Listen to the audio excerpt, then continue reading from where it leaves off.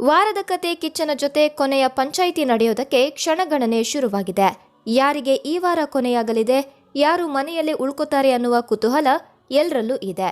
ಅಂದಹಾಗೆ ವಾರದ ಕತೆ ಶೂಟಿಂಗ್ ಈಗಾಗಲೇ ಮುಕ್ತಾಯವಾಗಿದ್ದು ಟಿವಿಯಲ್ಲಿ ಪ್ರಸಾರ ಮಾಡೋದಕ್ಕೆ ಒಂದೇ ಬಾಕಿ. ಅಂದಹಾಗೆ ಕಡೆಯ ಕಿಚ್ಚನ ಪಂಚಾಯಿತಿಯಲ್ಲಿ ಯಾರಿಗೆ ಕಿಚ್ಚನ ಚಪ್ಪಾಳೆ ಸಿಗಲಿದೆ, ಯಾರಿಗೆ ಕಿಚ್ಚ ಕ್ಲಾಸ್ ತಗೋತಾರೆ ಅನ್ನೋದನ್ನ ಕಾದು ನೋಡಬೇಕಾಗಿದೆ. ಈ ವಾರ ಸ್ಪರ್ಧಿಗಳಿಗೆ ಅಂತಹ ಟಾಸ್ಕ್ಗಳು ಇರಲಿಲ್ಲ.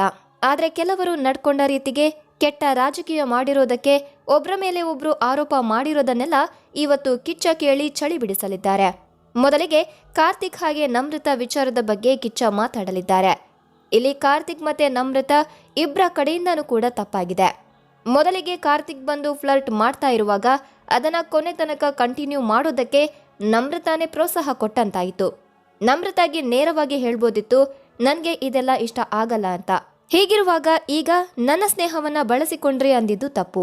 ಇನ್ನು ಕಾರ್ತಿಕ್ ಕೂಡ ಅನ್ಕೊಂಡಿದ್ದು ಇಷ್ಟೇ, ಹುಡುಗಿರ್ ಜೊತೆ ಇದ್ರೆ ಫೇಮಸ್ ಆಗ್ತೀನಿ ಅಂತ. ಮೊದಲಿಗೆ ಸಂಗೀತ ಜೊತೆ ಇದ್ರು, ಆದ್ರೆ ಸಂಗೀತ ನೇರವಾಗಿ ಮಾತಾಡ್ತಾರೆ, ಇದು ವರ್ಕೌಟ್ ಆಗಲ್ಲ ಅಂತ ನಮ್ರತಾ ಕಡೆ ವಾಲಿದ್ರು.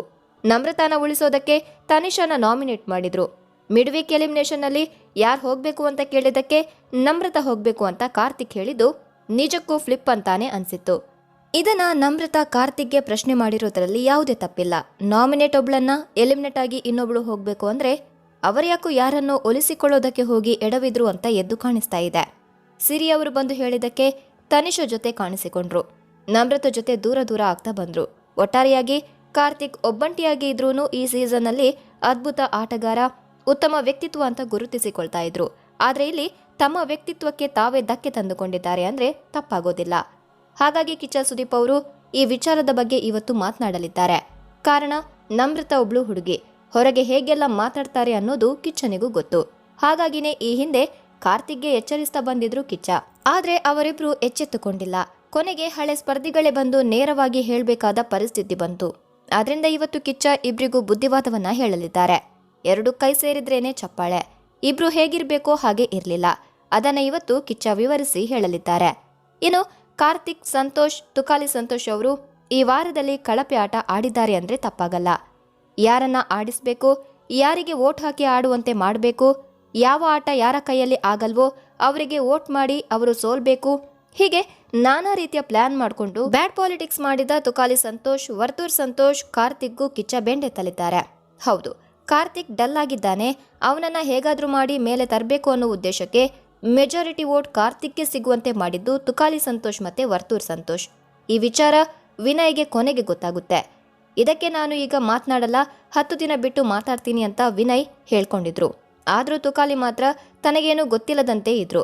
ಕೊನೆಗೆ ಹೇಗೋ ಕಾರ್ತಿಕ್ ಆ ಟಾಸ್ಕ್ ಅನ್ನ ಅತಿ ವೇಗವಾಗಿ ಆಡಿ 1 ಲಕ್ಷ ಮನೆಗೆ ತಂದುಕೊಟ್ರು. ಹೀಗೆ ನೆಕ್ಸ್ಟ್ ಗೇಮ್ ನಲ್ಲೂ ಪ್ಲಾನ್ ಮಾಡಿದ್ದ ತುಕಾಲಿ ಸಂತೋಷ್ ಹಾಗೆ ವರ್ತೂರ್ ಸಂತೋಷ್, ಇನ್ನೊಂದು ಗೇಮ್ ಅನ್ನ ಒಬ್ರನ್ನ ಆಡಿಸೋಣ ಅಥವಾ ಸಂಗೀತನ ಆಡೋದಕ್ಕೆ ಹೇಳೋಣ, ಅವಳು ಆಡಲ್ಲ ಅಂತ ಹೇಳಿದ್ರೆ ಒಂದು ಗೇಮ್ ಆಡೋದಕ್ಕೂ ಆಗಲ್ವಾ ಅಂತ ಹೇಳ್ಬೋದು. ಒಂದು ವೇಳೆ ಆಡ್ತೀನಿ ಅಂತ ಹೇಳಿನೂ ಸೋತ್ರೆ ಆವಾಗ ನಾವು ಮಾತಾಡೋಣ. ಹೀಗೆ ಏನೇನೋ ಪ್ಲಾನ್ ಹಾಕಿ ಸಂಗೀತನ ತುಳಿಯೋ ಯತ್ನದ ಪ್ಲಾನ್ ಅನ್ನ ತುಕಾಲಿ ಸಂತೋಷ್ ಹಾಗೆ ವರ್ತೂರ್ ಸಂತೋಷ್ ಮಾಡಿದ್ರು. ಇವರ ಜೊತೆಗೆ ಕಾರ್ತಿಕ್ ಕೂಡ ಸೇರ್ಕೊಂಡಿದ್ರು. ಆದ್ರೆ ಈ ಮೂವರ ಪ್ಲಾನ್ ಸಂಗೀತ ಮುಂದೆ ನಡೆಯಲ್ಲ. ಅವರಿಗೆ ಗೊತ್ತಾಗಿತ್ತು ತುಕಾಲಿ ಸಂತೋಷ್ ಗೇಮ್ ಪ್ಲಾನ್ ಮಾಡ್ಕೊಂಡಿದ್ದಾರೆ ಅನ್ನೋದು. ಒಟ್ಟಾರೆಯಾಗಿ ಸಂತೋಷ್, ತುಕಾಲಿ ಸಂತೋಷ್ಗೆ ಈ ವಿಚಾರದಲ್ಲಿ ಕಿಚ್ಚ ಬೆಂಡೆತ್ತಲಿದ್ದಾರೆ. ಮಾತಾಡ್ಕೊಂಡು ವೋಟ್ ಮಾಡೋದು ಎಷ್ಟು ಸರಿ, ಇದರಿಂದ ಇನ್ನೊಬ್ಬರಿಗೆ ಆಡೋದಕ್ಕೆ ಚಾನ್ಸ್ ಸಿಗಲ್ಲ. ಹಾಗಾಗಿ ತುಕಾಲಿ ಸಂತೋಷ್ಗೆ ಚೆನ್ನಾಗಿ ಉಗಿಬೇಕು ಅಂತಾನೆ ವೀಕ್ಷಕರು ಒತ್ತಾಯಿಸ್ತಾ ಇದ್ದಾರೆ. ಇನ್ನು ತುಕಾಲಿ ಸಂತೋಷ್ ಅವರ ಈ ಕಳಪೆ ಗೇಮ್ ಪ್ಲಾನ್ ನಿಂದಾಗಿ ಸಿಕ್ಕಾಪಟ್ಟೆ ಟ್ರೋಲ್ಗೆ ಒಳಗಾಗಿದ್ದಾರೆ. ಲಾಸ್ಟ್ ಗೇಮ್ ಸಂಗೀತಾಗೆ ಕೊಟ್ಟು ಅವಳನ್ನ ದಬಾಗಿಸೋಣ ಅಂತ ಪ್ಲಾನ್ ಹಾಕೊಂಡಿದ್ರು.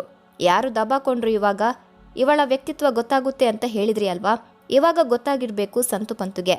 ಅವಳು ಆಲ್ರೆಡಿ ಫಿನಾಲೆಗೆ ಹೋಗಿದ್ದಾಳೆ, ನೀವು ಹೇಗೆ ಹೋಗೋದು ಅಂತ ಯೋಚನೆ ಮಾಡೋದು ಬಿಟ್ಟು ಬರೀ ಅವಳದೇ ಜಪ ಆಗೋಗಿದೆ ನಿಮ್ಗೆ ಅಂತ ಟ್ರೋಲ್ ಮಾಡಿದ್ದಾರೆ. ಸದ್ಯ ಸಂತು ಹಾಗೂ ಪಂತು ಮಧ್ಯೆ ಕಾರ್ತಿಕ್ ಸಿಕ್ಕಾಕೊಂಡು ತಮ್ಮ ಗೇಮ್ನ ಹಾಳು ಮಾಡ್ಕೋತಾ ಇದ್ದಾರೆ ಅಂತ ಒಂದಷ್ಟು ವೀಕ್ಷಕರು ಹೇಳ್ತಿದ್ದಾರೆ. ತುಕಾಲಿ ಸಂತೋಷ್ ಮತ್ತೆ ವರ್ತೂರ್ ಸಂತೋಷ್ ಅವರು ಬೀನ್ ಬ್ಯಾಗ್ ಮೇಲೆ ಕೂತು ಸದಾ ಬೇರೆಯವರ ಬಗ್ಗೆ ಹೇಗೆ ಗುಂಡಿ ತೋಡೋದು ಅಂತಾನೆ ಆಲೋಚನೆ ಮಾಡ್ತಾ ಇರ್ತಾರೆ. ಅದರಲ್ಲೂ ತುಕಾಲಿ ಸಂತೋಷ್ ಅವರು ಯಾರ ಬಗ್ಗೆನಾದ್ರೂ ಒಳ್ಳೆಯ ಮಾತನ್ನೇ ಹೇಳಿದ್ರೆ ಅದನ್ನ ಪೂರ್ತಿಯಾಗಿ ನಂಬುವಂತಿಲ್ಲ. ಯಾಕಂದ್ರೆ ಇದಾದ ಮರುಕ್ಷಣವೇ ಅವರು ಹಿಂದಿನಿಂದ ಕೆಟ್ಟ ಮಾತನ್ನ ಆಡ್ತಾರೆ. ಈ ಮಧ್ಯೆ ಸಂತು ಪಂತು ಗಾಳಕ್ಕೆ ಕಾರ್ತಿಕ್ ಸಿಕ್ಕಿಬಿದ್ರೆ ಎನ್ನುವ ಪ್ರಶ್ನೆ ಈಗ ಮೂಡಿದೆ. ಕಾರ್ತಿಕ್ ಮಹೇಶ್ ಅವರಿಗೆ ಯಾರು ಇಲ್ಲದಂತಾಗಿದೆ. ಆಪ್ತವಾಗಿದ್ದ ತನಿಷಾ ಎಲಿಮಿನೇಟ್ ಆಗಿದ್ದಾರೆ. ಸಂಗೀತ ಶೃಂಗೇರಿ ಜೊತೆಗೆ ಬಾಂಧವ್ಯ ಕೊನೆಯಾಗಿದೆ.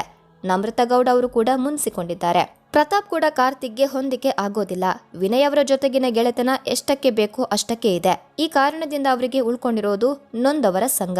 ಈ ಸಂಘದ ಸಂಸ್ಥಾಪಕರಾದ ತುಕಾಲಿ ಸಂತೋಷ್ ಹಾಗೆ ವರ್ತೂರ್ ಸಂತೋಷ್ ಅವರ ಮೊರೆ ಹೋಗಿದ್ದಾರೆ ಕಾರ್ತಿಕ್. ಇತ್ತೀಚೆಗೆ ಕಾರ್ತಿಕ್ ಅವರು ಗೇಮ್ ಗೆದ್ದಾಗ ಅವರ ಬೆಂಬಲಕ್ಕೆ ನಿಂತಿದ್ದು ಸಂತು ಪಂತು. ಕಷ್ಟದ ಸಮಯದಲ್ಲಿ ಜೊತೆಯಾದ್ರು ಅಂತ ಅವರ ಜೊತೆ ಹೋಗಿದ್ದಾರೆ ಕಾರ್ತಿಕ್.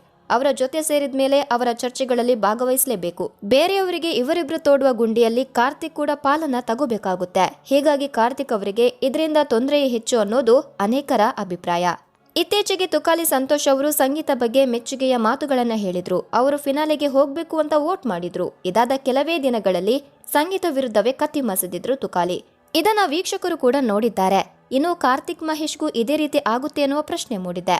ಇನ್ನು ಕಾರ್ತಿಕ್ ಅವರು ತುಕಾಲಿ ಸಂತೋಷ್ ಹಾಗೆ ವರ್ತೂರ್ ಸಂತೋಷ್ ತನಗೆ ಹೆಲ್ಪ್ ಮಾಡಿದ್ದಾರೆ ಅಂತ ಎಲಿಮಿನೇಷನ್ ನ ಸಂದರ್ಭದಲ್ಲಿ ನಮ್ರತಾ ಹೆಸರನ್ನ ತಗೊಂಡಿದ್ರು ಕಾರ್ತಿಕ್ ಅವರು. ಇಲ್ಲದೇ ಇದ್ರೆ ಅವರು ವರ್ತೂರ್ ಸಂತೋಷ್ ಹೆಸರನ್ನ ಹೇಳ್ತಾ ಇದ್ದಿದ್ದೇ ಹೆಚ್ಚು. ಪ್ರತಿಯೊಂದು ನಾಮಿನೇಷನ್ ಸಂದರ್ಭದಲ್ಲೂ ವರ್ತೂರ್ ಸಂತೋಷ್ ಅವರು ಚೆನ್ನಾಗಿ ಆಡಿಲ್ಲ ಅಂತಾನೆ ಕಾರಣವನ್ನ ಕೊಡ್ತಾ ಬಂದಿದ್ದ ಕಾರ್ತಿಕ್ ಅವರು ಕಳಪೆ ಕೊಡುವಾಗ ಈ ಬಾರಿ ವರ್ತೂರ್ ಸಂತೋಷ್ ಅವರ ಕೈ ಬಿಟ್ಟಿದ್ದಾರೆ. ಬದಲಾಗಿ ತುಂಬಾನೇ ಚೆನ್ನಾಗಿದ್ದ ಡ್ರೋನ್ ಪ್ರತಾಪ್ ಹೆಸರನ್ನೇ ತಗೊಂಡಿದ್ರು. ಇಲ್ಲೇ ಗೊತ್ತಾಗುತ್ತೆ ಕಾರ್ತಿಕ್ ಯಾವ ರೀತಿ ಆಟ ಆಡ್ತಾ ಇದ್ದಾರೆ ಅನ್ನೋದು.